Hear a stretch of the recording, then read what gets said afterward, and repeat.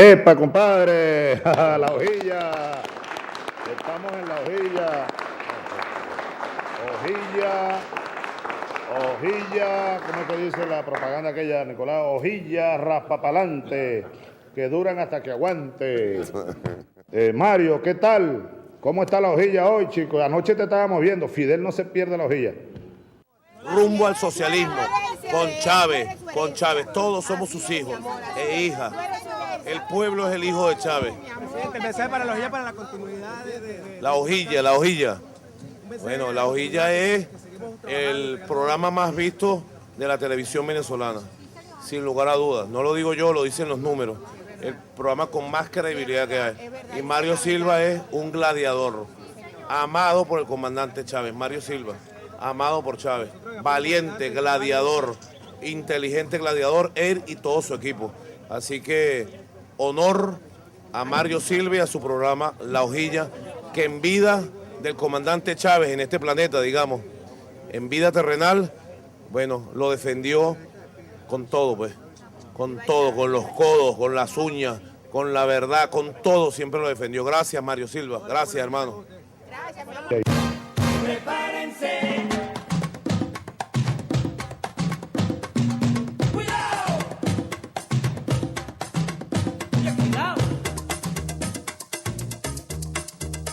Bueno, yo además de cristiano, yo no soy solo cristiano.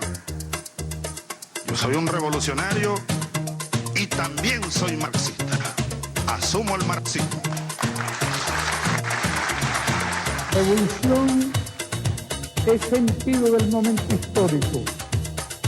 Es cambiar todo lo que debe ser cambiado. Es igualdad y libertad plena.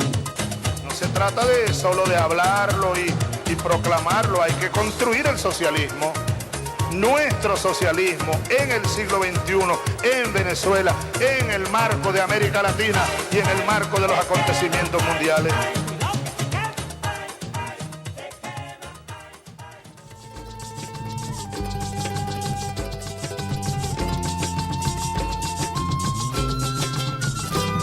Que viva la revolución, que viva, que siga, que viva la revolución, que siga, revolución, viva la revolución, que viva, que siga, que viva la revolución, que siga, revolución. Vamos vecinos, vecinas, comunidad, barrio, parroquia, fuerza popular que otra batalla nos toca la conciencia del pueblo. Buenas noches, ¿cómo están todos? Bienvenidos a La Hojilla. Estamos transmitiendo a través de Macuná y Macariña Radio 104.9 FM para la Gran Caracas, Miranda, Vargas y un poquito más allá, y también a través de www.noticiasmk.com, www.lahojillamk.com. Pueden comunicarse con nosotros a través de nuestras cuentas Twitter, @lahojillamtv, @lahojillamktv, @mk104 piso 9 FM. Y para las emisoras que nos están escuchando ahora mismo, en Caracas, Radio Ali Primera 95.5 FM en el Valle, en Miranda, Radio Urquía 97.5 FM en Los Teques, Radio Paraíba 94.7 FM en San Antonio de los Altos, en Mérida, Radio Agrícola 95.9 FM en Bailadores, en Monaga, Radio Conexión 91.9 FM en Maturín, Radio Vanguardia 103.3 FM en Maturín, en Lara, Radio Cabudare 97.7 FM en Cabudare, Radio Café 104.9 FM en el municipio de Morán, en el estado Portuguesa, Radio Portugueseña 97.1 FM y Portugueseña TV Canal 3 por el municipio de San Rafael de Onoto, en Nueva Esparta, Radio Cuinche 103.9 FM en la península de Macanao, Radio Líder 96.3 FM en Puerto La Cruz, en Bolívar, Radio Coroba 89.3 FM en Caicara del Orinoco, en Yaracuy, Radio Nirgüeña 88.3 FM en Nirgua, en Sucre, Radio Urimare 101.9 FM en Carúpano, en Trujillo RMT 100.7 FM, en Trujillo, en Táchira, Radio Cordillera 90.7 FM, en Petare TV Canal 60 UHF y en internet www.aporrea.org, www.alpiedelcañón.com, al pie del cañón. Buenas noches. Bien, hoy tenemos un programa especial. Vamos a entrevistar a Julio Escalona, economista, articulista, que ha venido escribiendo unos artículos muy interesantes en la página web aporrea.org. Economista, fue director de la Escuela de Economía de la Universidad Central de Venezuela, jefe de la Cátedra sobre Desarrollo Humano en la UCB. Hizo trabajo en sociología, en la Cátedra de Sociología, Comunicación Social, Economía. Realmente En las escuelas. En las escuelas. A lo que me refiero también, Julio Escalona fue comandante, Julio Escalona, del Frente Armado Antonio José de Sucre en Oriente, 1962, les dictan primera autodetención en 1962, 5 años en el monte. Julio, hoy ocurrió, o viene ocurriendo desde ayer, un hecho, porque vamos a partir de la conspiración, ¿verdad? Ocurrió un hecho que es deleznable, asqueroso, pues, de parte de los señores Federico Alves y Bellice Pacheco. Se impulsó la publicación de fotos. Por supuesto, alguien tenía que haberlas tomado en la morgue. Eso ocurrió también con Otaiza, de las fotos de Robert Serra en la morgue. Hay dos. Primero, el morbo por parte de la derecha. Estamos encontrando una derecha que siempre sigue practicando su culto a la muerte, ¿verdad? Y segundo, la idea principal es llevarle al pueblo miedo, temor, terror, al ver este tipo de fotos de lo que hicieron con Robert Serra cuando lo asesinaron. ¿Qué opinión tienes tú? Vamos a empezar a hablar de conspiración. Esto no es un hecho fortuito ni casual, el hecho de publicar las fotos de Robert Serra. Vamos a partir desde allí para hablar de la conspiración, que no es solamente aquí en Venezuela, es un hecho global, mundial. Buenas noches, Julio. Buenas noches, Mario. Encantado aquí de estar contigo, de saludarte. Bueno, mira, yo hago un rodeo para contestar esta pregunta, porque ese hecho no es ajeno a la geopolítica que se desarrolla hoy en el mundo, y no es ajeno al hecho de que el capital financiero dio un golpe de Estado mundial contra la democracia y los derechos humanos. Permíteme un momentico, Julio, para subirte la... Lo vamos a tener aquí cerca. Ok. Decía que ese hecho no es ajeno a la geopolítica global, porque en el mundo el capital financiero dio un golpe de Estado contra la democracia y los derechos humanos, y eso es un hecho que no ha sido debidamente registrado. El asunto es más o menos, ocurre más o menos de la manera siguiente. Hasta los años 60, todavía 70 por ahí, cuando la política imperial estaba sustentada en el estado del bienestar, la política y la geopolítica es una, porque en este tiempo no podemos dejar de observar que es el periodo precisamente del conflicto este-oeste y de la Guerra Fría. ¿No? El problema de las fuerzas imperiales es derrotar el socialismo e impedir su avance en el mundo. Eso los obligó precisamente a implementar el estado del bienestar, porque ante el mundo era inocultable que en un lugar, con todos los errores que se han podido cometer, pero se cambiaron cosas. Hubo seguridad social, comenzó a desaparecer el hambre, hubo de verdad pleno empleo. O sea, hubo cambios importantes que además llamaron la atención de la intelectualidad de Occidente, incluso en Estados Unidos. Surgieron corrientes marxistas, socialistas, muy influidas por el impacto de la Revolución Rusa. Y además, en estos tiempos, ¿cuál es el panorama mundial? Bueno, en América Latina, precisamente mandaron a Nixon a que recorriera América Latina y se encontró con lo que le ocurrió en Caracas, ¿no? En el mayo de 1958. Un rechazo total. Exactamente. Y se dieron cuenta que en América Latina, después de las dictaduras, de ese tiempo, de todo el esfuerzo que se hizo, había un continente que seguía siendo antiimperialista. Bueno, pero es la época de las luchas de descolonización en África, es la época de Patricio Lumumba, de Gamal Abdel Nasser. O sea, entonces, esa es la situación en África. Y si vamos hacia Asia, es el periodo también de la expansión de la influencia del maoísmo en Asia y de procesos como el de Indonesia, que terminó con un golpe de Estado bestial, ¿no? Con miles de muertos, ¿no? Es decir, bueno, incluso en Europa, el Partido Comunista Francés es muy importante, el Partido Comunista Italiano también, y todavía inmediatamente después de la Segunda Guerra Mundial existe un movimiento guerrillero en Grecia, que surgió en la Segunda Guerra Mundial contra el fascismo y no fue destruido. Es decir, hay un bloque socialista que ha avanzado en Europa, en Asia, y hay unos continentes en el sur, Asia, África, América Latina, que están alzados. Pues. Este es el panorama mundial. Entonces, ante ese panorama, no basta resolverlo con la violencia. Ya voy, pásamelo ahí un momentito. Ya. Tómalo aquí, tranca lo que me...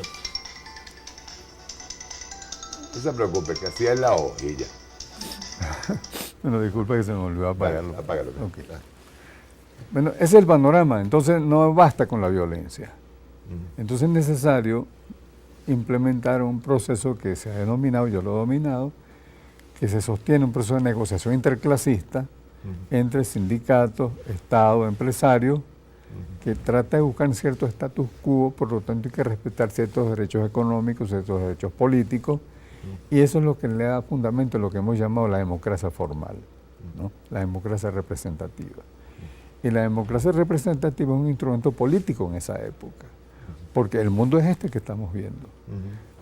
Entonces con una mezcla de keynesianismo, reforma social, violencia, tortura, asesinatos, como el de Lumumba, como los que conocemos en Venezuela en la época de la Cuarta República, fue posible controlar esa situación y finalizando los años 70 y en los 80 ha sido destruido el proceso el proceso de descolonización en África ha tomado un giro hacia la derecha.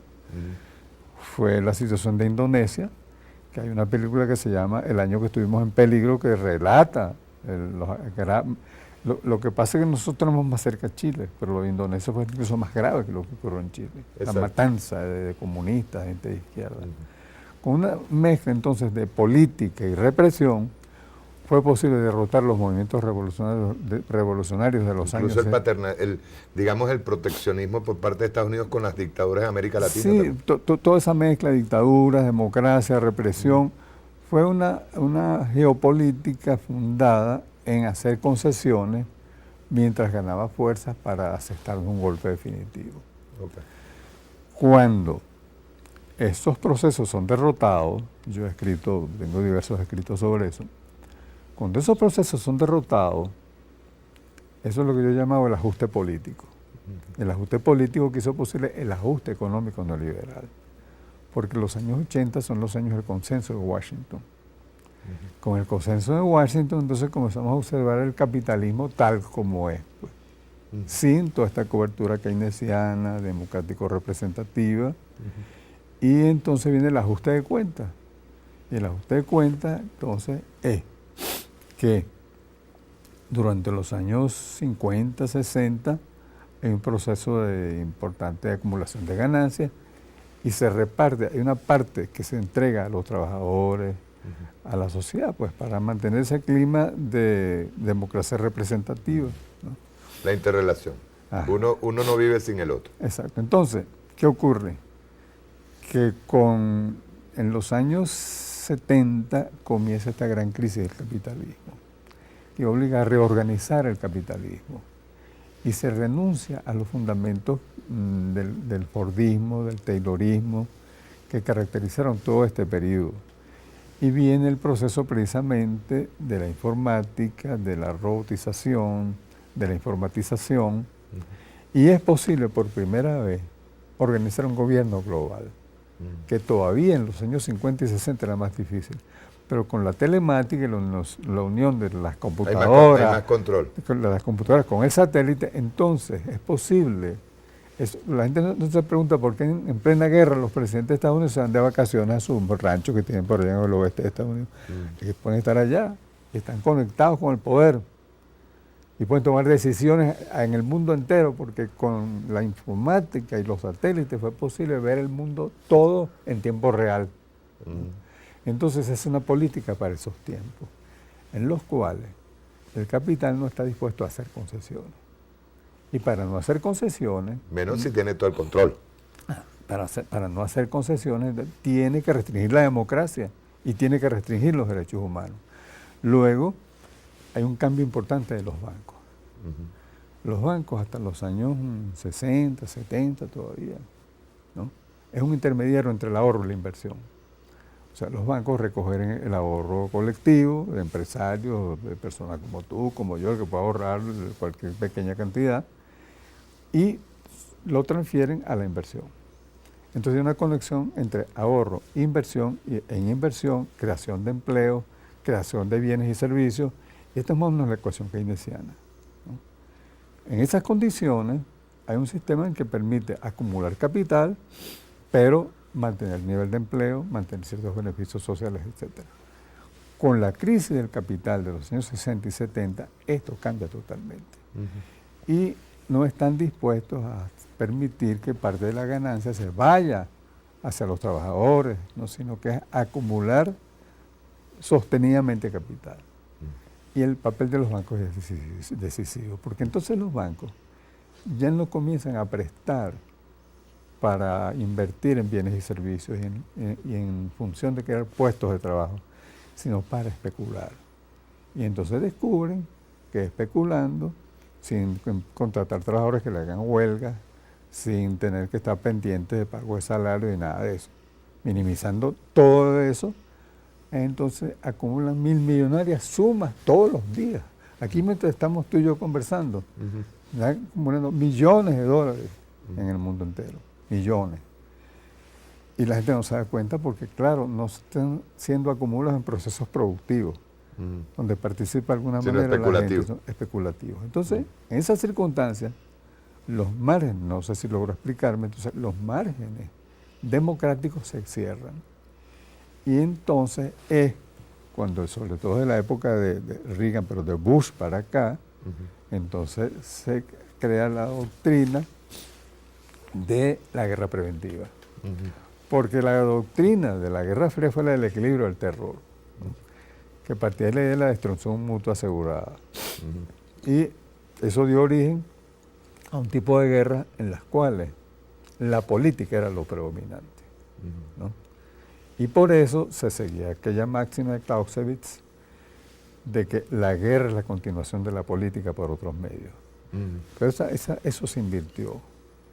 Resulta que en estas condiciones en las cuales el capital comienza a restringir la democracia, a restringir los derechos humanos, entonces la política es la continuación de la guerra por otros medios. Eso significa que la política imperial tiene como objeto justificar la guerra. O sea, la guerra es una decisión tomada, y por eso yo he hablado de la estrategia imperial de guerra permanente, de guerra perpetua.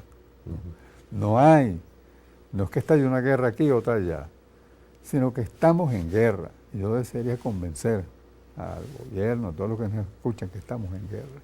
Solo que la guerra se presenta en cada lugar de distintas maneras. Nosotros nos enfrentamos a una guerra de baja intensidad, que significa que hay un uso limitado de la fuerza militar. En cambio, que en Siria, en Libia, en Irak, había una guerra de verdad, ¿no? Pero que está mezclada con interrupciones de la guerra, en donde entonces entra la política al mando, pero para justificar una nueva guerra. Lo vemos claramente lo que está pasando ahorita en el Medio Oriente. Ellos no pudieron intervenir en Siria, sino hasta ahora, con la creación del Estado Islámico.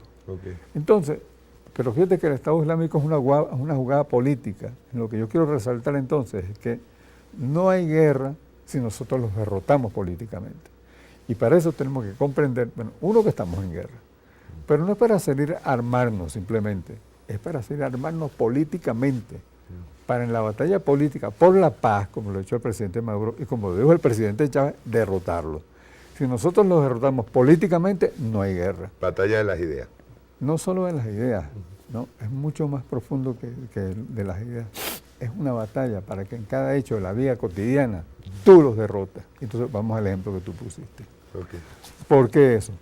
Porque en condiciones en las cuales el pacto político no está fundado en concesiones económicas y políticas, sino que está fundado en la violencia, la violencia no es posible sostenerla únicamente sin justificación. Entonces la estrategia ha sido la cohesión social, porque toda sociedad necesita un elemento cohesionador. En los años 60 el elemento cohesionador son las políticas del Estado del Bienestar. El elemento cohesionador hoy día es el miedo. Porque entonces la política mundial está fundada en un pacto mafioso. ¿Qué es lo que hace la mafia? La mafia te hace favores, ¿verdad? Exacto. Te protege, pero te cobra Exacto. por la protección. ¿no? Te hace tener tanto miedo que tú tienes que pagar para que el que te provoca miedo, él te proteja. Y le pagas para que te proteja. Y de paso no te quita el miedo. No, al contrario, tiene que multiplicártelo permanentemente. Porque en la medida que tengas miedo, estás sometido y no te rebelas. Entonces, la política... Perdón, Julio. Eso tiene que ver también con el cinismo ahora mismo de la justificación de una guerra o de la justificación de la publicación de esta foto y que se justifique.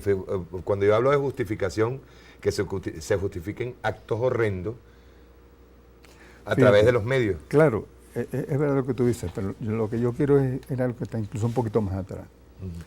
Es que hay un trabajo. Obama anunció, no recuerdo la cifra ahora, de no sé cuántos miles de millones para investigar el cerebro. Porque nosotros venimos hablando de guerras de cuarta generación, quinta generación, eso se acabó. Desde el momento en que la guerra es permanente y lo que es una guerra en proceso. Y la guerra en proceso es que el campo de batalla se ha modificado radicalmente. El campo de batalla más importante no es siempre aquel donde la gente se está matando. Es el campo de batalla tradicional que está generalmente delimitado geográficamente. Una guerra en tal parte. Para que exista hoy día esa guerra en tal parte, porque una guerra en todos los medios, usando todos los recursos mediáticos, psicológicos, de información y sobre todo la guerra aquí, la batalla. Y no tanto en el consciente, porque fíjate que todos nosotros hemos dicho hay que crear conciencia. Claro que es verdad. Ellos no se están ocupando tanto de la conciencia, sino de lo que está detrás, que es el inconsciente. Porque esos son los pensamientos que tú no dominas, sobre los que no tienen control, sino que te controlan desde afuera. Repíteme eso. Es decir, eso estimula un comportamiento inconsciente. Inconsciente. Ajá.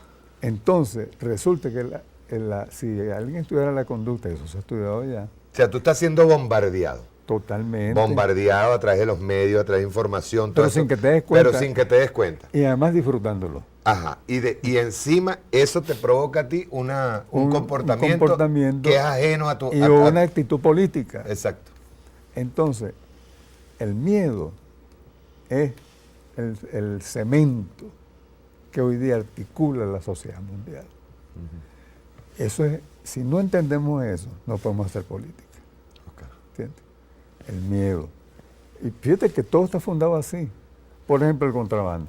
A mí me parece muy importante eso que se está haciendo, pero a la vez sin darnos cuenta, con todas las noticias que damos, y esto, la gente se cree que hay una guerra. ¿Verdad? ¿Eso es una guerra o no? Exacto. Eso es una guerra. Sí. Entonces deberíamos decir claramente que sí es verdad que estamos en una guerra, solo que es distinta. Que no es como se pensó un tiempo, yo lo escribí así en el año 2008, se cree que los muchachos colombianos avanzan hacia nuestras fronteras y nuestros muchachos salen a enfrentarse ahí y se matan unos. Exacto. No es así. No es una guerra estilo clásico, estamos viendo una guerra, por ejemplo en este caso, una guerra de hambre, una guerra a través del hambre, a través del subconsciente, a través del bombardeo diario de lo que realmente no existe. Exactamente, porque precisamente la gran importancia que hoy tiene la realidad virtual. ¿Cómo se inició la guerra en Libia? Es un hecho relativamente reciente. Sí. Con la toma de la Plaza Verde. Ahora, ¿dónde ocurrió la toma de la Plaza Verde? En Qatar. Porque crearon una realidad hollywoodense. Construyeron la Plaza Verde igualita. Parecía la de Kuwait. Cuando pusieron aquellos tanques de cartón.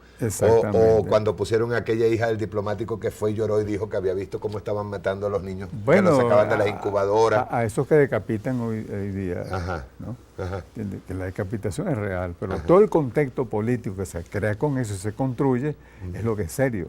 ¿no? Pero lo que te decía de la Plaza Verde.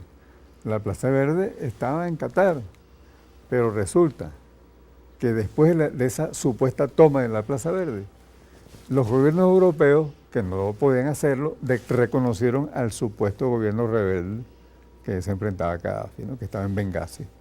Pues reconocen a Benghazi como capital transitoria, reconocen el gobierno, y Ban Ki-moon, que yo no sé si estaba en la jugada o no, aprovecha y reconoce también al gobierno, nada menos. Entonces, Naciones Unidas, al gobierno que reconoce ya no es a Gaddafi, Sí. sino es a ese gobierno. A los que hicieron, Pero- hicieron toda una guerra virtual. Exacto, pero entonces la gente no se da cuenta cómo fue posible que en una guerra que no era la que estaba ocurriendo en el terreno, entonces se da un resultado de la guerra.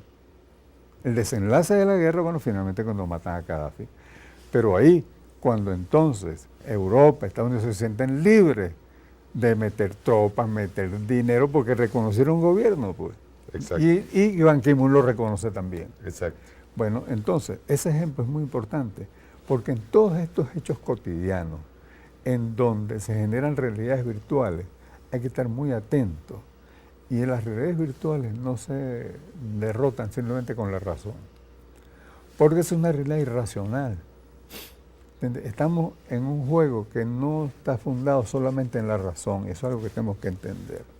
No estamos debatiendo con alguien que tiene un argumento, tú le das a otro y entonces aquel debate y va para allá y viene para acá. No. El problema es que en los hechos virtuales se construyen realidades de verdad, como eso que tú derrocas a un gobierno. Una realidad virtual, que fue la toma de la Plaza Verde, provoca un hecho real, que es el derrocamiento de Gaddafi, el reconocimiento hasta por la ONU Exacto. del otro gobierno. Exacto. Es decir, esa complejidad de la relación entre lo virtual y lo real es lo que no terminamos de entender. Y es la trampa que ellos tienen armada y con la que se mueven todos los días. Por eso tú y todos los que se mueven en los medios tienen una gran responsabilidad. Y entonces a mí me preocupa que yo veo los medios públicos y no están funcionando con esto que está ocurriendo.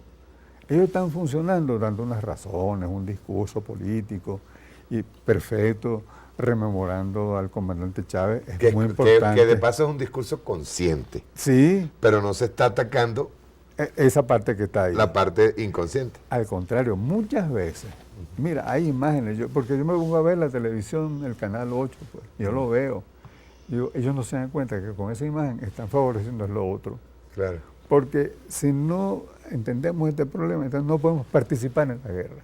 Porque estamos en otra guerra y no en la que ellos están librando. Logro explicarme porque tú me un poquito enredado. No, perfectamente. ¿Entiendes?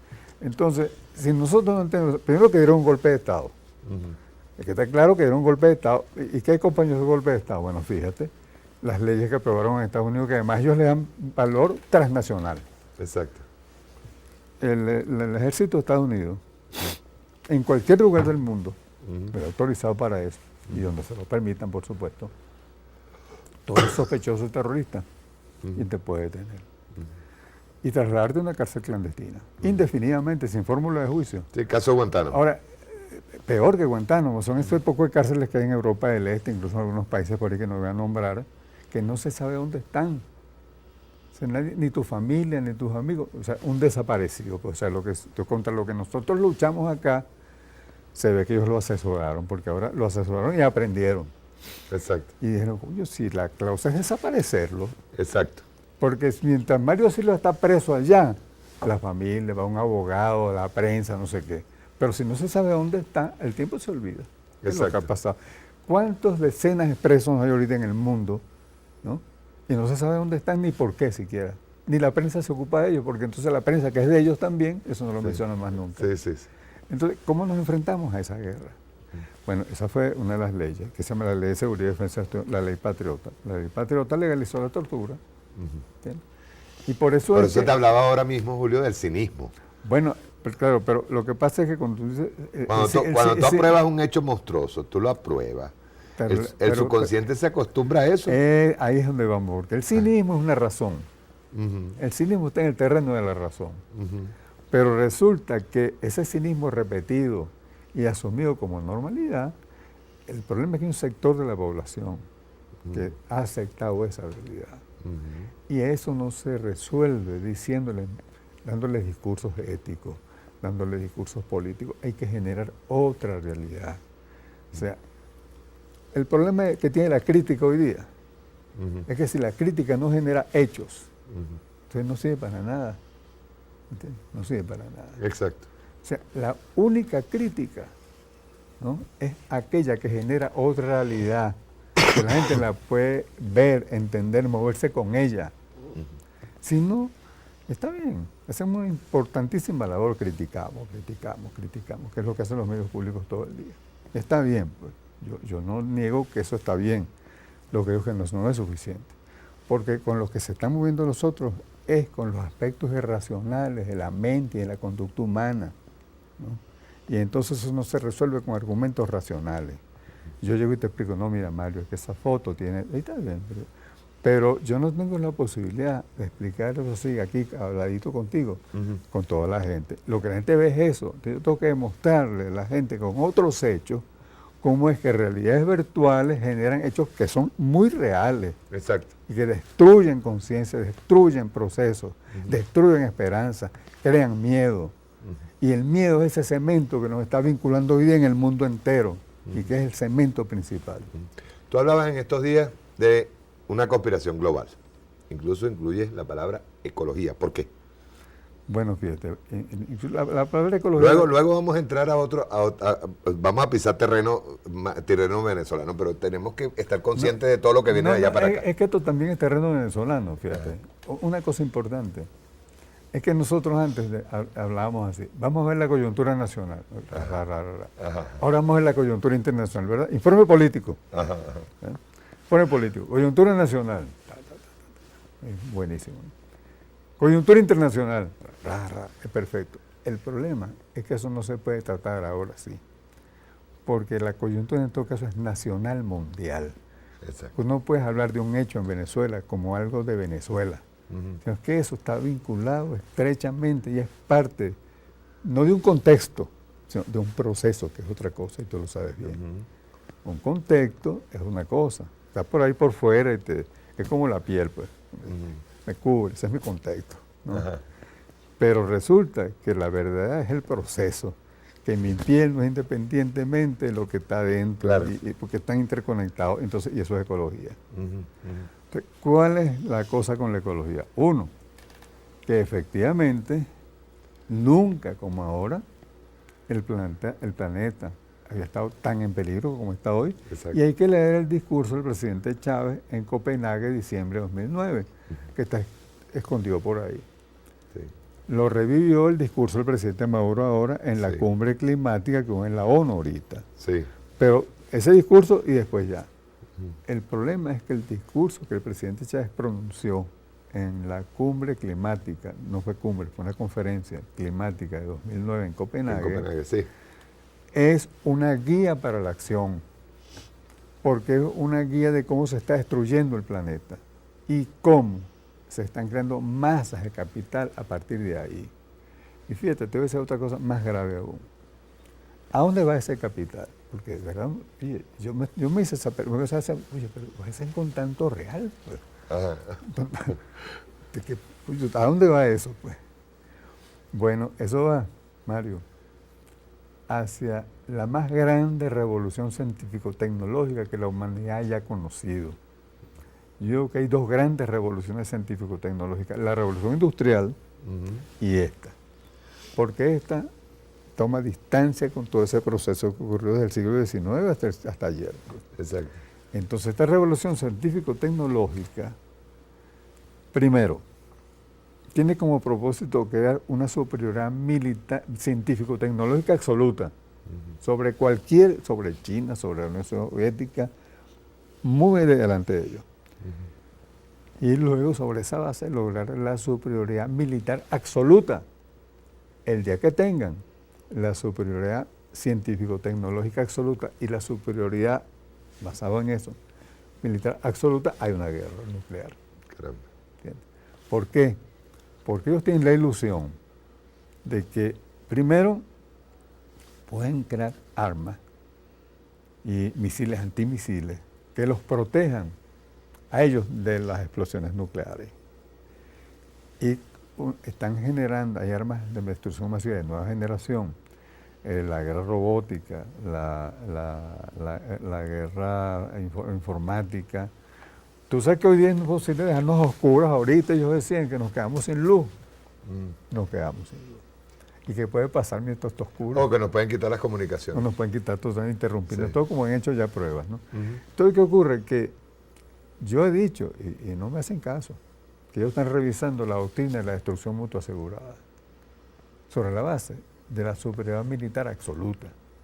Si ellos logran tener la superioridad militar absoluta y están detrás de eso y no nos damos cuenta, ese día hay guerra. Porque ese día ellos Porque ya ellos tienen confirmado que pueden. que pueden. Ajá. Así es una ilusión, pero es que todos son unos criminales. Primero hay que estar consciente. Los políticos del mundo que dominan el mundo son unos criminales, ¿no? Eso es algo que yo estoy diciéndolo como un adjetivo para descalificar, o sea que estoy convencido que son unos criminales. Y que por lo tanto tienen una visión criminal de la política, ¿no? Entonces esa visión criminal de la política los lleva a estar planeando una guerra para dominar al mundo. Porque ellos tienen la ilusión de que ellos desde los laboratorios pueden crear la naturaleza que la guerra pueda destruir. Y si se convencen de eso, sea cierto o no, pues el problema aquí no es las razones. Es decir, no, pero eso es imposible porque esto pasa y no sé qué. Pero el problema es que ellos lo crean. Ellos lo creen. Bueno, fíjate tú, ya por ejemplo los bosques. Ellos tienen resuelto el problema de los bosques con bosques transgénicos. Sí. Entonces, yo sé que ellos pueden sustituir los bosques, la selva. Eso es imposible, porque el Amazonas es un ecosistema. Y tú lo que tú no puedes inventar en un laboratorio es un ecosistema. Pero ellos están convencidos. Puedes poner árboles, Ajá, pero no puedes crear lo que en una selva existe, que, Claro. que es la interrelación entre los árboles, la naturaleza, la fauna, todo esto. No lo puedes crear. Es posible que surja otro ecosistema, pero Exacto. no ese que destruiste, ¿no? Bueno, como eso lo denunció Putin, no sé si fue el año pasado, que están desapareciendo las abejas, y es verdad.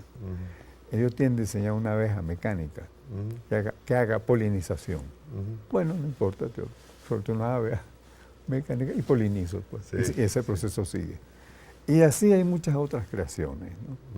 Pero yo veo esa otra cosa más, ya que tenemos esta posibilidad. Hay una cosa también que tenemos que agarrar y tomar en cuenta, que ahí la libre determinación de los pueblos en una guerra total. El peligro más grave Sí. que ellos enfrentan hoy día. Exacto. Yo lo he dicho, tú me lo comentaste una vez a la raíz de un artículo que yo hice, que el problema de hoy no es que un gobierno se declare socialista, comunista, etc. Puede hacer todo eso. Pero si no es soberano, eso no importa. Exacto. El problema de la revolución bolivariana no es que se haya declarado socialista, sino que desde el principio es soberana. Antes de que Chávez se declarara socialista, era soberana. Y desde ese momento es un enemigo. Eso es. Porque todo lo que sea soberanía es anómalo, Exacto. ¿no? Es decir, Para ellos no existe. no es que rompe el equilibrio que ellos están construyendo, que está Exacto. fundado en el desequilibrio, en la fuerza, rompe ese equilibrio, ¿no?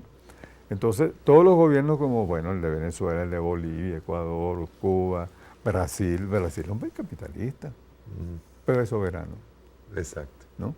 Argentina es peronista, pero no se declara socialista y no es, pero es soberano. Irán, país islámico, es socialista, pero es soberano. Pero es soberano. Y así, pues tú puedes seguir enumerando. Y los países son como del mal, pues. Es porque son soberanos. Entonces, la soberanía es un problema grave hoy día y tiene que ser exterminada, ¿no? Pero hay otro hecho que no he citado dentro de esta cosa del miedo, es que esa cúpula mundial está convencida de que esos más o menos 3.000 millones de pobres que hay en el mundo sobran. Ellos se convencieron de lo que dijo Malthus en el siglo pasado, XIX, ¿no? De que el problema es que la población crecía a una progresión geométrica y la producción de bienes crecía con una progresión aritmética. Eso se demostró que no es verdad. La FAO ha dicho que con la actual capacidad productiva hay capacidad para producir alimento para todos, lo que pasa es que están mal distribuidos. Exacto. Eso es lo que dice la FAO, eso no yo, eso es la FAO, ¿no? Que es una organización de Naciones Unidas. Bueno, es decir, que eso está destruido ya por el desarrollo tecnológico, científico, pero siguen apegados a la idea y son absolutamente malthusianos. Entonces, ¿cuáles eran los remedios de Malthus? Las guerras, las epidemias, en general las enfermedades, los desastres climáticos, y que es lo que estamos viviendo. Luego, algunos han dicho, los intelectuales aquí muy importantes, que el problema de las fuerzas imperiales es que se destruyen estados que ellos no logran reconstruir como estados viables. Es que ese no es el propósito. El problema es destruirlos como estados, que se destruyan, que se maten. O sea, que ese problema humanitario para ellos simplemente es un resultado esperable, pues. Mientras que tú, yo y otros estamos preocupados por el desastre humanitario, ellos lo están, yo no sé si disfrutando, porque no sé, pues es un calificativo. Yo no estoy en el interior de su psique, pero que sí puedo decir políticamente justificándolo. Porque es una necesidad para construir ese nuevo orden mundial, que es un orden fundado en el miedo, en el terror. Entonces, volvemos a la foto. Entonces, claro, todo lo que sea ese cultivo en el imaginario colectivo, porque tú sabes que lo que está en el fondo de eso, te puede pasar lo mismo. Te puede pasar lo mismo. Exacto. Fíjate que eso no está dicho. Está aquí. Ajá. Te puede pasar, porque entonces está complementado con otros comentarios, con otras noticias, Sí. donde la foto más el comentario para las noticias, los videos, etcétera, la publicidad, termina, ocho, ¿y si me pasa eso? Ahora una cosa, vamos a centrarnos en Venezuela. Ok. ¿Qué problemas tenemos ahora mismo? ¿Qué problemas tiene que enfrentar? Estamos hablando de una unidad revolucionaria en un momento como este. O sea, ¿cómo se plantea una unidad revolucionaria en este momento? Me hablabas tú, antes de comenzar el programa, de vernos desde adentro y no ver desde afuera como jueces. Bueno, eso es muy importante, entre otras cosas porque hay un principio bíblico, y yo creo que es importante, que dice, no juzgues y no serás juzgado.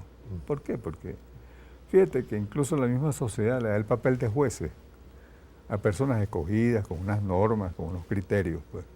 Eso significa que ni tú ni yo debemos ser jueces, pues, ¿no? Pero desde que los seres humanos lo que hacemos es juzgarnos, yo te juzgo a ti, y lo conjugamos en todas las personas, pues. Yo juzgo, tú juzgas, él juzga, etcétera, etcétera, ¿no? Entonces, el problema es que ese es un campo de lo subjetivo, pues, ¿no? Totalmente. Y es un campo en el cual es imposible llegar a acuerdo.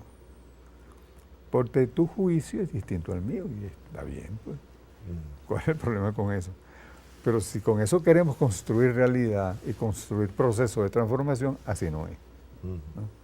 Entonces yo creo... Pero es lo que se crea es fraccionalismo. Claro, y odio, rencor, rabia, rechazo porque me ofendiste. Mira, la izquierda venezolana, desde que yo la conozco, no ha dejado de ofenderse, ¿no? Y de generar entonces conflictos porque te ofendí. Bueno, yo recuerdo que Betancur y Jovito Villalba estuvieron peleándose. Yo creo que hasta que murieron por ofensas que se hicieron por allá cuando eran jóvenes. Entonces, eso está en la historia, pues. Entonces yo creo que, por eso yo hablaba de la crítica solidaria. Porque cualquier acción común que queramos emprender, tú, yo, él, los otros, 10, 20, 1000, lo cual, hay un requisito imprescindible que es la solidaridad. ¿Y qué es lo que es la solidaridad? En fin de cuentas, la solidaridad, una de las cosas es ponerse en el lugar del otro. Eso es solidaridad también. Y solidaridad es también que yo no puedo existir sin ti. Exacto. ¿No? Que si yo quiero hacer una revolución, tengo que hacerla contigo. Tengo que hacerlo con el otro, con el que no estoy de acuerdo y con el que estoy de acuerdo. Entonces yo... Se habla aquí, perdón Julio, se habla aquí de tendencia. Tenemos una tendencia hacia X, un pelo más neutral, otras muy izquierdosas, otras ultra izquierdosas. Tenemos un viaje de tendencia. ¿Qué buscar para entender que hay una causa común, que hay una revolución común? Hace más de un siglo el señor Carlos Marx dio un consejo para eso. Yo sigo creyendo en ese consejo de hace más de un siglo, ¿no? Cuando se fundó la primera internacional, la gente me debe haber oído repetir esto y una otra vez, y lo estoy a repetir todas las veces que sea necesario, ¿no? El señor Marx le dijo a la tercera internacional, incluso cuando redactó sus estatutos, porque el que redacta los estatutos de la primera internacional, tú lo sabes, es Marx. Entonces él dice, más o menos esto, no es textual, la idea que está en lo que Marx escribe. La condición, o entre las condiciones para la unidad está la práctica común. O sea, si no hacemos juntos, es muy difícil. Podemos ir adelante. Porque el hacer juntos puede provocar, por ejemplo, que tú digas, pero yo no lo voy a hacer así. Está bien, hazlo tú así y yo lo hago así. Pero nos vamos encontrando, vamos intercambiando. ¿Ves?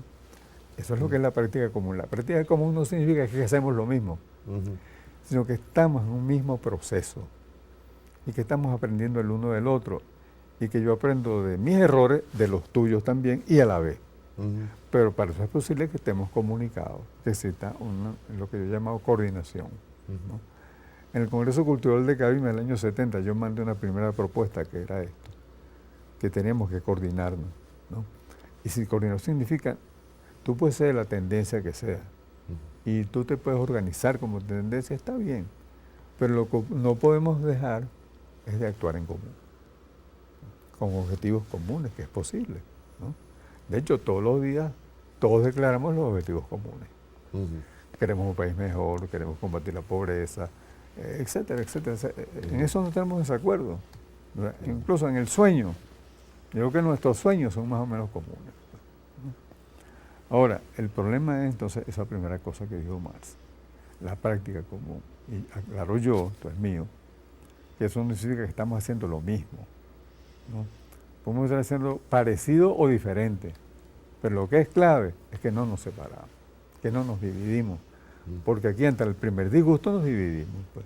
Que tú coges para allá y entonces todos los juramentos de solidaridad, de fraternidad, de que somos hermanos, que se olvidan.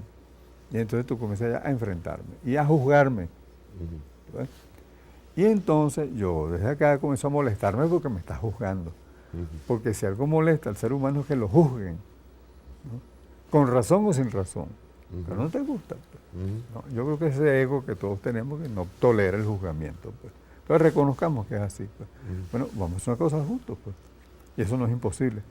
Y la otra cosa que agregó Marx fue, y la reflexión sobre esa práctica común.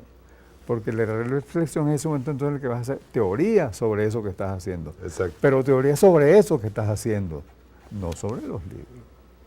Porque ese método tradicional de que, bueno, yo cito a Marx y tú me citas a Marx, otra parte, y pasamos toda la vida en eso. Es una cuestión escolástica. ¿Entiendes? Entonces el problema es, ¿no?, que efectivamente reflexionemos sobre lo que andamos haciendo juntos, haciéndose lo mismo. Y que no rompamos nunca ese espacio. Porque las causas comunes son todas causas comunes. Porque son los puntos de encuentro. Porque todos proclamamos que tenemos una causa común, ¿verdad? Claro. Bueno, si todos proclamamos que tenemos una causa común, entonces parece que no es tan común. ¿Y cuáles son los peligros de fraccionalismo y de los peligros ahora mismo, cuando la crítica se hace ya muy intensa, cuando la crítica va directamente desatada, incluso a veces hasta divorciada digamos, de quien dirige la revolución, pues en este caso de Nicolás Maduro? Bueno, fíjate, yo he declarado, y lo declaro una vez más aquí en tu programa, yo estoy con el presidente Maduro, ¿no? Con desacuerdos, con críticas. Tú lees mis artículos, yo, para el que lo lea, se da cuenta que yo tengo críticas, ¿no?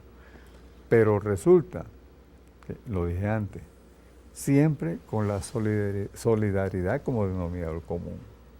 Es decir, cuando pongamos en la balanza, yo digo, un momentico, yo soy solidario. ¿Y por qué soy solidario? Porque si algo tenemos que medir son los peligros a los que estamos enfrentados. Yo dije antes, entonces yo tengo que ser consecuente con eso, que estamos en guerra. Ahora, muchos lo repetimos, pero no sacamos las conclusiones y consecuencias que eso tiene. Eso significa, entonces, que nosotros no podemos descalificar a la figura principal de este proceso ahorita, que es el presidente Maduro. ¿Señalar sus errores? Sí. Yo creo que tanto el presidente Chávez como el presidente Maduro siempre dijeron, bueno, que sí, que dijeron los errores, pero siempre refirieron a la solidaridad. Entonces, cuando digo la solidaridad, por supuesto es una conclusión que yo vengo hace tiempo, pero la tomo también de lo que dijo el presidente Chávez y lo que dice el propio presidente Maduro. O sea, nosotros no podemos olvidarnos de la solidaridad. A veces no cometemos el mismo error, Julio, cuando, por ejemplo, se anuncia X medida, X operación, X misión, o X plan que se va a empezar a ejecutar y de inmediato al otro día ya hay una crítica interna que dice no es y todavía no se ha ejecutado. Bueno, fíjate, yo sobre eso lo que recomiendo, pues, ni siquiera propongo, sugiero, pues, es que los que criticamos estamos obligados a generar otros hechos. Porque nosotros tenemos que lograr que sean los hechos que hablen por nosotros. Okay. ¿Entiendes? Entonces, antes de calificar una misión, por ejemplo, bueno, ponte a hacer otra cosa, pues. Ponte a hacer otra, porque hay espacio para eso. Hasta ahora yo no veo que se han negado esos espacios, ¿no? Pero incluso en las peores dictaduras, que no es el caso, siempre hay espacios para hacer, y ha habido, pues, en la historia, pues. Las dictaduras han sido derrocadas, entre otras razones, porque siempre la resistencia ha encontrado espacios, pues. Bueno, este no es el caso, por supuesto, no estamos en una dictadura, ¿no? Pero si alguien alegara, yo estoy... pero es que hemos perdido espacio, pues no, habrás perdido un espacio, pues, pero los espacios son tan infinitos como en la lucha social, pues. ¿Tú ves? Entonces, yo lo que pido a mis compañeros, a mis hermanos que creen otras cosas, háganlas. ¿Tú crees que hay que levantar un movimiento contestatario? Bueno, trabaja para levantarlo, pero eso no se levanta solamente criticando y descalificando, se levanta haciendo, ¿no? Mira, nosotros nos tocó construir desde la clandestinidad y nosotros llegamos a construir la Liga Socialista, pues, y la construimos y salió a pelear y a batallar, ¿no? O sea, es posible y la construimos. Bueno, eso costó que mataran a Jorge Rodríguez, que mataran a muchos compañeros, pero la construimos, pues, está ahí. Y cuando hubo la crisis de la Liga Socialista, precisamente yo planteé exactamente esto que te estoy diciendo. Dije, bueno, vamos a hacer una cosa, ¿no? Este Comité Nacional lo convertimos en varios centros de coordinación. ¿Cuáles son las son tres? Bueno, 3 centros de coordinación. Y estos 3 centros nos encontramos y vamos, y seguimos juntos. No nos dividimos. Y vamos, a lo mejor, dentro de un año, decimos que lo mejor es que estemos junticos otra vez. O que mejor estamos así. Bueno, pero seguimos adelante, ¿no? Y no hay el trauma de la división, ¿entiendes? Mira, yo te puedo citar la experiencia de Acción Democrática, porque yo ingresé en la resistencia contra Pérez Jiménez, pues yo vengo desde ahí, yo tengo 60 y pico años en esto. Entonces, en la época de la dictadura de Pérez Jiménez habían 2 lugares para resistir: el Partido Comunista y Acción Democrática, y dependía con quién uno se encontraba en el camino. Y en esa época, sobre todo por ahí por los años 50 y pico, ya avanzados, que fue cuando yo me incorporo, en los hechos prácticos no había mucha diferencia, en que tú te encontraras con un ADECO y con un comunista, ¿no? Bueno, entonces... en el 57, más o menos, 57. Sí, yo mi primera participación ha sido un acto político público de calle, fue el año 53. Pero orgánicamente ya por ahí 56, 57, ¿no? Entonces, fíjate, termina la dictadura, cae la dictadura, regresa Betancourt, la vieja guardia ADECA, y nos encontramos. Y nosotros los que estábamos en la resistencia, casados en esa época por Simón Sáenz Meria, donde Roberto Rangel que regresó, bueno, resulta que no nos encontramos, pues. ¿Entiendes? No nos encontramos porque estos señores venían de otra realidad, venían con otras ideas a las que habíamos madurado aquí adentro. Y comenzó esta lucha, ¿no? El año 59 hizo Acción Democrática la 9ª Convención Nacional. Lo que fue el MIR luego tenía una importante fuerza, de lo que era la izquierda, importante fuerza dentro de AD, ¿no? Pero una cosa es que tú tengas una fuerza de opinión y otra cosa es que la gente esté dispuesta a fracturar el partido donde está. Entonces, en la 9ª Convención de Acción Democrática se planteó el grupo ARS, ¿sabes lo que estoy hablando? Sí. Uno de los grupos que había dentro de Acción Democrática, el grupo ARS, le planteó a la izquierda, o sea, a Domingo Alberto, a Simón Sáenz, una alianza para la Secretaría General para Ramos Jiménez, que era un hombre que no era betancurista. Si nosotros hacemos ese pacto, no lo hicimos, por supuesto, pero bueno, yo era un muchacho, yo tenía 20 años, ¿no? Y lo que dijeran era otro, y yo no estaba muy claro tampoco con eso en esa época, no va a decir que yo entonces muerto bien, mentira, ¿no? Pero viendo hoy, si nosotros hacemos ese pacto, nosotros le quitamos el control de dirección a Betancourt. ¿Entiendes? Luego, después el viejo Prieto también se sumó. Es decir, había una fuerza allá adentro que estaba madurando y que hoy día yo puedo decir que la abortamos. Ahora, tomando las distancias, ni Betancourt ni Chávez, ni Chávez ni Maduro son Betancourt, ni el PSUV es ADEM, o sea, guardando esas distancias. Sí, lo que estamos hablando es de lo que es trabajar dentro de la revolución. Si tú quieres crear una corriente, si tú quieres es trabajando con la gente allá adentro y no es descalificando a los dirigentes. Porque esa gente cree en esos dirigentes. Exacto. Al menos que en los hechos se confundes, creas fraccionalismo. Exacto, y desmoraliza. Y sobre todo creas las condiciones en el caldo de cultivo para un golpe de Estado, o incluso no para un golpe de Estado, sino para el derrocamiento de la revolución. Eso que tú quieres es importante. Aquí no hay golpe de Estado. Sí. En el sentido que tenemos de golpe de Estado, que no es militares, como fue el 2 de abril, el abril de 2002. Eso no se repite así. Ajá. Lo que hay es una guerra que después que ellos se convencieron, comenzaron a infiltrar paramilitares, a tomar zonas. Tú lo sabes, en barrios, en campos, ahí están, ¿no? Entonces... Hacen sus préstamos. Es lo que hablábamos ahora de la mafia. La red de microcréditos, la red de microtráfico de drogas, los secuestros express. Desde las cárceles se dirige mucho esto todavía. Y en general, esas mafias actúan, no hay solución al problema de la seguridad. Si tú no resuelves este problema de las mafias y resuelves el problema de estas redes que son perversas, pero son redes sociales también. Sí. Entonces, si nosotros queremos hacer una crítica, yo puedo decir lo escrito, nosotros tomamos en serio este problema. Bueno, yo tengo que trabajar. Por ¿cómo hago yo? Para en los barrios eso no está prohibido. ¿Cómo es que yo organizo unas redes que logren ir resolviendo eso? Y decir, mira, que es un camino de resolución. Pues. Y de hecho hay camino de solución, porque el microcrédito se alimenta de las necesidades cotidianas de la gente, ¿no? O sea, bueno, pero quiero montar una bodega, y toma, aquí tienes los realitos. Claro. Y después me lo pagas vendiendo droga. Exacto. En tu bodega. Sí. Entonces, ese problema, nosotros, voy a poner un ejemplo mejor dicho, como el ejemplo es mejor. Tú conoces un conuco que está ahí entre el Hotel Alba Caracas y la estación del metro de Bellas Artes. El organopónico. Ajá. Eso lo construyó un compañero que se llama Ricardo Leone, que fue viceministro de Agricultura en ese tiempo. Y ahí está, y hay otro. Ahí se mantiene una comodidad. Sí. No solo con eso, pero se mantiene con eso. Y ahí venden. Y venden en toda la puerta del conuquito. Pues.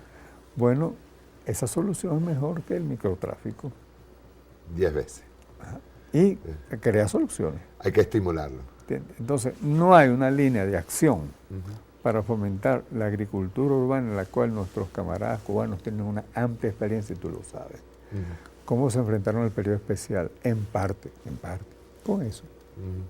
Entonces, el problema del desabastecimiento, bueno, pero te voy a decir algo más. Mira, este compañero Ricardo Leone fue presidente de CBG Proforca. Y yo estuve ahí trabajando con él en eso, ¿no? ¿Y qué se hizo allá?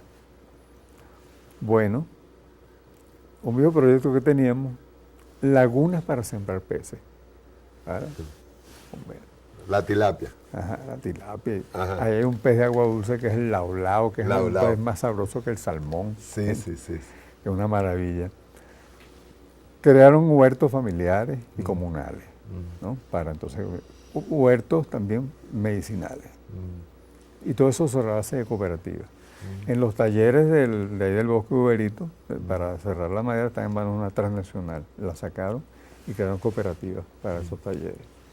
Desarrollaron un proyecto por una empresa de pulpa, de papel Pulpaca, el cual el presidente Chávez lo aprobó y le dio financiamiento y ahí está engavetado. Es decir, crearon un pequeño estado comunal, ¿no? Y la gente, ahí el Chávez sacaba el 80% de los votos, ¿no? Por eso. Nadie le fue a un afiche, que por supuesto que también, pues. Pero lo que te quiero decir, que esos votos se ganaron con trabajo social, de construcción y de solución de problemas con la gente. Eso es poder popular, ¿o no? Bueno, entonces ahí están todas esas cosas que se pueden hacer, ¿no? Yo hablo de eso porque yo las he hecho, ¿no? Y yo por eso, el primer Congreso de Tecnología Popular que se hizo acá, que se hizo la ULA en enero de 1986, yo fui uno de los organizadores. Entonces yo conozco un poco de lo que estoy hablando. Entonces tenemos un amplio campo de posibilidades de hacer cosas con la gente para resolver problemas cotidianos, el problema de la vivienda. Mira, ahí mismo. Pero tú hablabas, antes de comenzar el programa, tú me hablabas a mí que todavía seguimos pensando como capitalistas. Bueno, lo que pasa es que lo que te decía yo es lo siguiente, mira, nosotros estamos amarrados con lo del ser social, que era la conciencia social, que es verdad, yo no voy a discutir eso. Ok. Eso no es la discusión es que si por alguna circunstancia mañana tú destruyes las bases económicas, materiales del capitalismo, pueden pasar décadas en que seguimos pensando como capitalistas, porque eso que Lenin llamó el poder de la tradición y la costumbre, y de que yo le puedo poner en Venezuela el nombre de el modelo petrolero, el modelo de consumo creado por el modelo petrolero transnacional. Bueno, yo quisiera que discutiéramos en serio el problema del petróleo, ¿no? Porque resulta que nosotros seguimos atados con el modelo petrolero. Nosotros confiamos en resolver el problema del consumo con importaciones. Esta crisis demostró que eso no es posible. ¿Por qué? Porque las redes de distribución siguen en manos del capital. ¿Entiendes? Entonces, tú puedes importar y todo eso. O sea, tú puedes traer toda la mercancía que quieras. Toda la que quieras. Pero si la distribución está en manos, si la distribución o la cadena está en manos del... Hagas lo que hagas, precio justo, todo eso, ellos tienen el poder allá abajo. Entonces, si tú no rompes con eso, ¿y cómo se rompe con eso? La medida que tú te convenzas que tú no puedes seguir transfiriendo renta petrolera a cambio de nada. Yo no estoy hablando de poner un precio.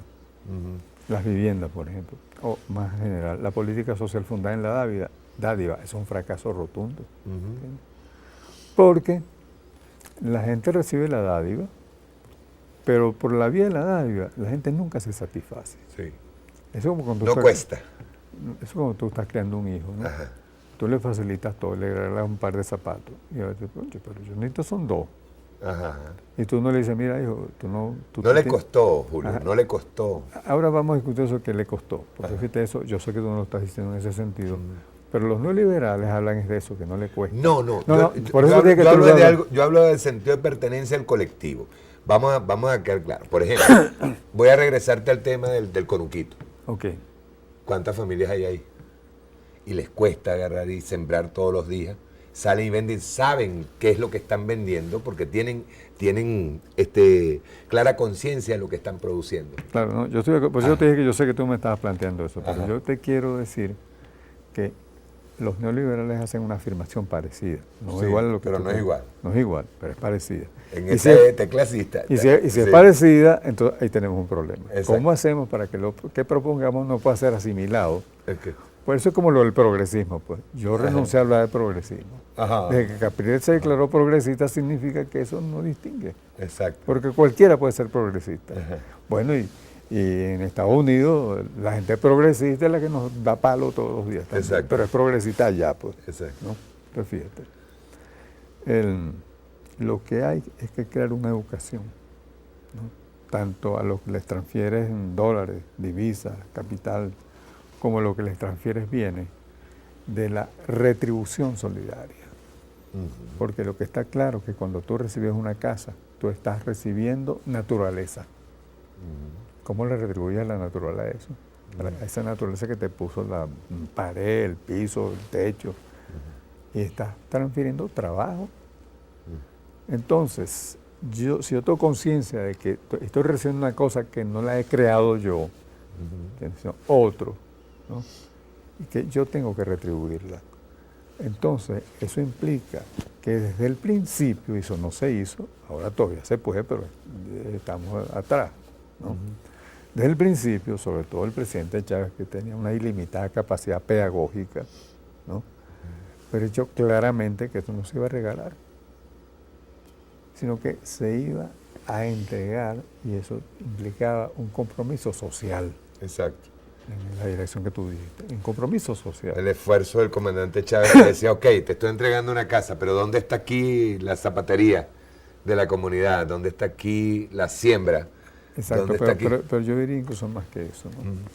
Porque la retribución es, por ejemplo, ok, ¿quién va a limpiar estos edificios? Que venga el aseo urbano. No, en todo caso el aseo urbano puede recoger lo que tú recogiste. Exacto. Y que tú lo organizaste y lo clasificaste, reciclaste, ¿no? Aquí hubo un ministro del Ambiente que destruyó esto del reciclaje, ¿no? Pues no creí en eso, no sé por qué, ¿no? Entonces, si tú lo enseñas a reciclar, lo enseñas que tiene un tesoro en sus manos. Entonces, ahí se clasifica y el aseo urbano se lleva, por supuesto, se lleva lo que... Pero la otra parte, la gente lo usa para producir abono orgánico y sembrar, ¿no? Lo utiliza incluso como materias primas para hacer muchas cosas en la casa. Mira, el viejo don Luis Zambrano, que tú... Don Luis Zambrano fue el que electrificó bailadores, inventó un motor para carro mejor que el de todos los motores que había y que hay todavía hoy día. Entonces, don Luis Zambrano decía que había dos cosas que él en su taller no aceptaba hablar. Una era de chatarra, porque él tenía ese taller lleno de chatarra, con la que construía cosas. Y la otra cosa que él decía era de política en el sentido politiquero, ¿no? Pues él decía que eso no servía para nada. ¿Sí? Entonces, viene el caso porque, entonces, la basura, hay un libro y hay un video de hace tiempo que se llama La basura es un tesoro, que ojalá tú lo recuperaras y un día lo presentaras, porque demuestra cómo la basura es un tesoro. Un tiempo que hubo unas compañías japonesas que querían contratar para recoger la basura de Venezuela, pero para clasificarla a ellos, y ya va a ser. No sé qué pasó con eso. Pero se interesaron porque nuestra basura, por el tipo de consumo que hacemos nosotros, es rica, es muy rica. Claro. ¿No? Luego... El exceso de consumo. El exceso de consumo porque por el patrón de consumo que nosotros tenemos. El patrón de nosotros consumo no es un patrón de consumo transnacional. ¿Entiendes? Porque nuestro patrón de consumo está en función del nivel de ingresos que tienen los países ricos. Y el ingreso petrolero nos ha permitido la ilusión de que podemos consumir de esa manera. Entonces, mientras nosotros estemos metidos dentro de ese patrón de consumo, necesitamos importar. Exacto. Y luego no valoramos la producción, porque la resolvemos dentro de la ideología dominante. Si no hay papa, hay que se compra. Entonces, Listo. no ha habido un esfuerzo sostenido, el presidente Chávez lo intentó, para modificar realmente el patrón de consumo. Y modificar el patrón de consumo es modificar el modelo petrolero. Tú no puedes seguirle dando crédito en bolívares o en dólares a ningún sector de la sociedad venezolana si no hay el compromiso de fiel cumplimiento, pero que va más allá de lo que el gobierno ha dicho. El compromiso de fiel cumplimiento es que yo te di a ti $1,000 para que produzca zapatos. Bueno, entonces tú tienes que ponerme, yo en un año tengo cuántos zapatos produje, ¿no? Y en un año yo con esos zapatos que produje obtuve una ganancia que me permite ir pagando el crédito y comenzar a invertir yo. No, aquí yo te doy un crédito y fracasa, te doy otro crédito y vuelvo y te doy otro crédito. Entonces, eso es el rentismo. Ayer escuché a un muchacho, el presidente del Canal 8, que dijo, es que nosotros no podemos seguir promoviendo una cultura popular rentista. Nosotros no queremos más subsidios. Y yo lo que hace es que lo aplaudo. Sí. Lo que nosotros queremos es que nos permitan hacer. Pues si nosotros hacemos, podemos producir. Entonces queremos ayuda para eso, no un subsidio. Exacto. Entonces, esos subsidios tienen que ser eliminados. Si nosotros queremos de verdad romper con el modelo petrolero y romper con ese patrón de consumo que condiciona la producción, mira, Alberto Adriani, el año 34, dijo que había que devaluar el bolívar. Porque el año 34 Alberto Adriani dijo que el bolívar estaba sobrevaluado. O sea, que no es que está sobrevaluado ahorita, es el año 34. ¿Por qué? Porque Alberto Adriani era cafetalero. Él era una familia. Le interesaba más el costo del café que no, entonces él creía en la agricultura. Ajá. Y él creía que el petróleo se debía usar era para la agricultura, devaluarlo para que nuestra agricultura siguiese siendo rentable. Sí, exacto. ¿No? Bueno, y de eso fue que él habló de sembrar el petróleo. La siembra del petróleo también es un mito, ¿no? Es un mito porque ¿dónde está la siembra del petróleo? El presidente ya logró, están los ferrocarriles paralizados. Pues. Ese plan ferrocarrilero tan importante se paralizó. Bueno, porque es rentista. O sea, tú sabes todo, con todo, O sea, hay una cuestión también que hay que agarrar y verla rapidito. Tú sabes, todos los monopolios de transporte que acabarían que acabarían en el momento en que se construyera el ferrocarril. Por supuesto. Por eso en Estados Unidos optaron por las carreteras y no por los ferrocarriles. En Europa, que fue en otro tiempo, los ferrocarriles son baratos. En Estados Unidos son carísimos. Sí. Es más barato. Si yo, por ejemplo, tomo autobús para ir de Nueva York a Washington, pago $30. En un tren, yo vaya más o menos como, pago alrededor de $400. Vamos a aprovechar estos minuticos que nos quedan, que yo quiero meterme en el tema ideológico. Todo el tiempo hemos estado en ese tema. No, pero vamos a profundizar sobre el tema ideológico. Vamos aquí un momento, Julio. ¿En qué nos metió Chávez? Chávez nos entregó a nosotros, y lo hemos estado haciendo con ese proyecto lo hemos estado viendo con el proyecto que te estuve mostrando al principio, cuando llegaste.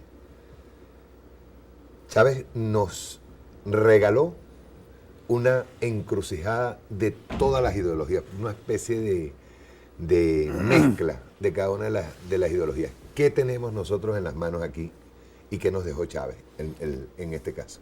Bueno, usando esa misma metáfora, lo que tenemos en las manos, un carbón encendido. Un carbón encendido, ¿no? Porque, mira, en la perspectiva nosotros vamos a valorar más a Chávez, ¿no? En la perspectiva... Yo te digo esto porque muchas veces te hablan del purismo, ¿no? Yo soy marxista-leninista, yo lo digo, yo caigo en ese error. Yo soy marxista-leninista y al final empezamos a ver que incluso hasta te pones a leer el del Cámara con Nueva Teología de Liberación y empiezas a encontrar una riqueza ideológica enorme, ¿no? Mira, yo hace un tiempo escribí un trabajo que se llama Lo inédito de la Revolución Venezolana. Tenemos que comenzar porque este es un proceso inédito, ¿no? Y eso, lo inédito, buena parte es creación de Chávez, ¿no? Yo te decía que en la perspectiva lo vamos a valorar más porque en la perspectiva, uno, vamos a ver sus errores, pero en perspectiva, y vamos a reivindicar sus aciertos. Porque, fíjate, esto más o menos estoy de acuerdo, ¿no? Chávez logró crear un pueblo, ¿no? ¿Cómo? Mira, Chávez comenzó a narrar a Bolívar, pues. Chávez es un efecto de narrador. Además, Chávez tenía una buena narrativa verbal, excelente y muy pedagógica. Yo recuerdo, chicos, a mí Chávez me hizo llorar una vez que he hecho un cuento de una conversación que iba teniendo Bolívar con el que era secretario de él, con Oleri, no. El otro. Bueno, no importa. Iba conversando Bolívar, ¿no? Y eso este lo recogió, ¿no? Y ya va leyendo eso. Chico, una cosa de un dramatismo y además de una visión de pueblo, de mundo. Que, oye, increíble. Entonces, la gente por primera vez oyendo todo aquello, ¿entiendes? A mí me emocionó, me impresionó por el énfasis más que Chávez le puso y lo profundo que era aquella conversación de Bolívar, ¿no? Entonces, Chávez, a través de esos cuentos, de los cuentos del llano, él creó un pueblo, pues. Y eso es lo que sostiene este proceso hoy día, cuando hay tantas dificultades y tantos conflictos, porque hay Perú de la Cruz. Perú de la Cruz, exactamente, Perú de la Cruz. Hay un cemento, así como yo dije que el miedo es el cemento que une a los otros. Aquí hay un cemento que dejó Chávez, que es esa conciencia de país, de pueblo y de importante. Venezuela y esta ciudad de Caracas han sido muy importantes en toda la historia de este continente, ¿no?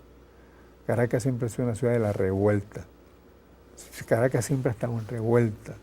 No había un acontecimiento importante, por eso seguí el ejemplo de Caracas, yo sin pretender subestimar a ninguna región del interior del país. Pero es que esta ha sido una ciudad típica de la revuelta. Y fue en revuelta como Chávez desarrolló su pensamiento.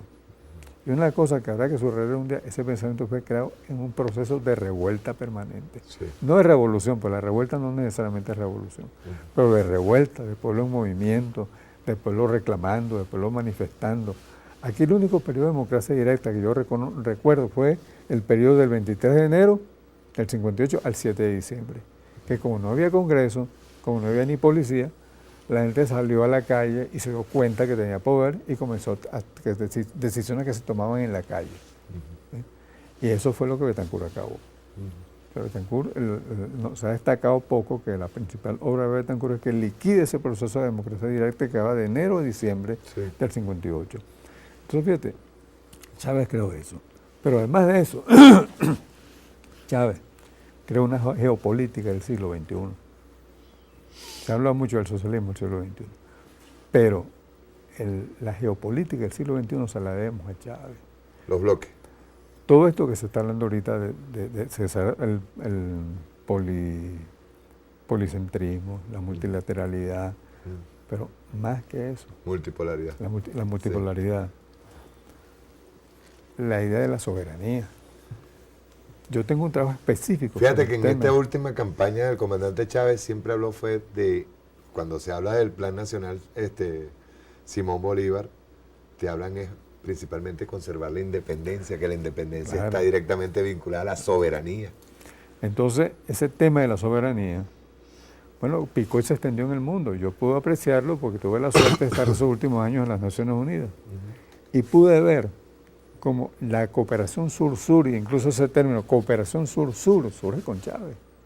Los principios de la cooperación sur-sur, que hoy día son la adquisición de Naciones Unidas.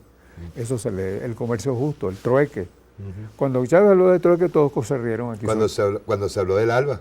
Sí. El ALBA era, incluso con el CELAC, él hablaba era de igualdad de condiciones en el intercambio. Claro, sí, eso es el comercio justo. La gente todavía se ríe y dice, muchos compañeros, dice, el precio justo. Yo no voy a dar una explicación ahorita porque no hay tiempo de cómo es que el precio justo está emparentado con la economía clásica, ¿no? Con Adam Smith y todos estos señores, ¿no? Pero no hay tiempo de eso algún día, ¿no? Pero volviendo a esta cosa que me preguntaste sobre Chávez, ¿no? La idea de soberanía, la idea de la cooperación y la integración del sur, y la integración de los pueblos, la integración a nivel de la cultura. Alguien me dirá, pero eso se había dicho, sí, se había dicho, pero quien integra eso en un pensamiento y de una proyección geopolítica estratégica es Chávez. Y el mundo hoy día, o sea, una de las cosas que le crea problemas a la estrategia imperial es cooperación sur-sur, principios de la cooperación sur-sur, soberanía, comercio justo, precio justo, porque de precio justo se está hablando acá, pero es que de precio justo se está hablando ahora también en las relaciones internacionales. Exacto. ¿Entiendes? Es decir, en perspectiva, hay mucho que recuperar de todo ese pensamiento, y no solo el pensamiento de lo que Chávez hizo, porque Chávez tuvo la particularidad de que pensó y hizo. Julio, ahora terminando, creo mañana tienes un evento. Sí. Por el aniversario de la muerte de Aquino. No, bueno, no es el aniversario, pero José Aquino Carpio. José Aquino Carpio. Un compañero que ingresó a la UCB por ahí principiando los años 60, ¿no? Él fue un excelente propagandista con los medios de esa época, ¿no? Maestro de multígrafo, de batea. Lo de batea era con lo que se hace el silescreen, para decirlo entre palabras más técnicas, ¿no? En silescreen, en batea, multígrafo, en pancartas, en paneles. Una maravilla, pues. Pero cuando le tocó, se fue a la guerrilla, ¿no? Y yo quiero narrar solo un hecho, pues no hay tiempo para más. Pero yo creo que este hecho define a una persona, ¿no? En 1969, cuando nos separamos del Antonio José de Sucre, nosotros, algunos compañeros quedaron allá mientras nos resolvíamos la logística para que salieran y tal, ¿no? Y uno de los que quedó fue José Aquino. Entonces, los compañeros de lo que quedó de la comandancia allá del Sucre, en esa cosa de que nosotros sí estamos con la lucha armada, salieron a montar emboscadas. Una de esas emboscadas la montaron a un convoy del ejército, que emboscaste en un camión, pero eran como 10 camiones. Es una locura. ¿Qué hicieron? Flanquearon inmediatamente y te rodearon. Entonces tuvimos muchas bajas. Tuvimos, porque yo no estaba ahí, bueno, un compañero, pues, muchas bajas. Uno de esos compañeros que quedó ahí en medio de ese tiroteo fue José Aquino. ¿Y qué hizo José Aquino? No se fue corriendo. Hirieron a un compañero que andaba con él. Él agarró, lo recogió, se lo llevó en medio del tiroteo, pasó una alambrada en medio del tiroteo, ¿no? Y finalmente lo acompañó hasta que murió, porque murió. El agua que quedaba se la dio porque una de las cosas tenía unas heridas en el vientre, y tenía mucha sed. Entonces le dio el agua que quedaba y se quedó con él hasta que murió. O sea, no lo dejó. Porque cualquier otro hubiera ido corriendo, ¿no? Solidaridad. Solidaridad a costa de la propia vida, pues. Exacto. Donde vale más la vida de ese que está ahí, que es tu compañero, que la vida tuya. Bueno, entonces me matan a mí también, pero no lo va a dejar aquí solo, pues, ¿no? Bueno, después él murió en junio del año 79 y es un compañero que había estado relativamente olvidado por ahí, ¿no? Entonces mañana, ahí en el pueblo del Entucupido. Entucupido. Sí, Entucupido, hay un acto de conmemoración y de solidaridad con la memoria de José Aquino. Ok, llegamos al final del programa. Una cuestión, yo quiero dejar aquí sentado algo, no es que va a ser la primera entrevista, van a ser varias entrevistas, ¿no? Yo te invito, Julio, cuando tengamos chance, tiempo de agarrar y de seguir haciendo análisis, sobre todo en el área internacional, que es tu especialidad, pero también el área... No, claro. No, Mario, como tú quieras. Es decir, yo vivo es para esto, pues. Sí. Y yo tuve el privilegio de pasar 5 años y pico allá. Y yo el doctorado que no hizo aquí, lo hice allá. Allá no dan título, pero no importa. Porque una de las dinámicas de Naciones Unidas, que poca gente la conoce, es que Naciones Unidas toda la semana invita a académicos del mundo entero. A lo que ellos llaman debates interactivos. Los embajadores casi no van a esos debates porque ahí no se negocia nada. Exacto. Ahí lo que ocurre es que el secretario general de Naciones Unidas y otros directivos te invitan a personas con una ideología parcializada. Ajá. Y van sembrando ideas ahí. Ajá. Y que después se transforman en resoluciones. Entonces, si uno no va, y yo me di esa tarea, a decir otra cosa, y a decir, y ahí lo voy y aprendí. Y parte de lo que digo hoy se lo debo a ese trajín ahí de 5 años y pico. ¿Estuviste tú en la embajada de...? En la misión de Venezuela en Nueva York ante Naciones Unidas. Sí. Okay. Bueno, llegamos al final del programa. Muchas gracias, Julio. No, gracias. De verdad, bien, encantado y es un honor haberte tenido aquí. No, gracias. Bien, estuvimos transmitiendo a través de Macunay Macariña Radio 104.9 FM para la Gran Caracas, Miranda, Vargas, un poquito más allá, y a través de www.noticiasmk.com, www.lahojillamk.com. Gracias por enviarnos sus mensajes a través de las cuentas Twitter, @lahojillamtv, @lahojillamktv, @mk104 piso 9 FM, y para las emisoras que nos estuvieron transmitiendo en Caracas, Radio Ali Primera 95.5 FM en el Valle, en Miranda, Radio Urquía 97.5 FM en Los Teques, Radio Paraíba 94.7 FM San Antonio de los Altos, en Mérida, Radio Agrícola 95.9 FM en Bailadores, en Monagas, Radio Conexión 91.9 FM en Maturín, Radio Vanguardia 103.3 FM en Maturín, en Lara, Radio Cabudare 97.7 FM en Cabudare, Radio Café 104.9 FM en el municipio de Morán. En Portuguesa, Radio Portugueseña 97.1 FM y Portugueseña TV Canal 3 desde el municipio de San Rafael de Onoto, Nueva Esparta, Radio Cuinche 103.9 FM en la península de Macanao, en Anzoátegui, Radio Líder 96.3 FM en Puerto La Cruz, en Bolívar, Radio Coroba 89.3 FM en Caicara, el Orinoco, Yaracuy, Radio Nirgüeña 88.3 FM en Nirgua, en Sucre, Radio Urimari 101.9 FM en Carúpano, en Trujillo, RMT 100.7 FM en Trujillo, en Táchira, Radio Cordillera 90.7 FM, en Petare TV, Canal 60 UHF, en internet www.aporrea.org y www.alpiedelcanon.com, al pie del cañón. Chao, nos vemos el lunes.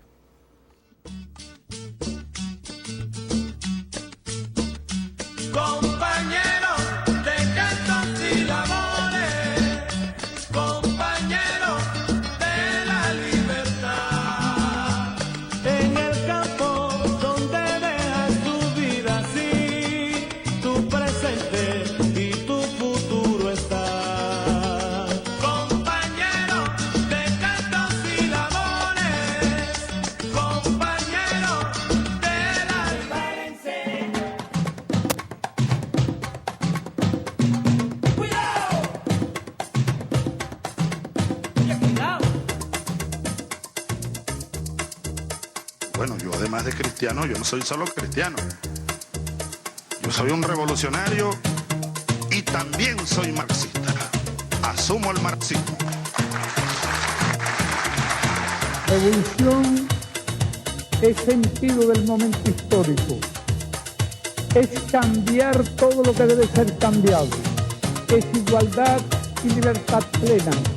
No se trata de solo de hablarlo y proclamarlo, hay que construir el socialismo. Nuestro socialismo en el siglo XXI, en Venezuela, en el marco de América Latina y en el marco de los acontecimientos mundiales.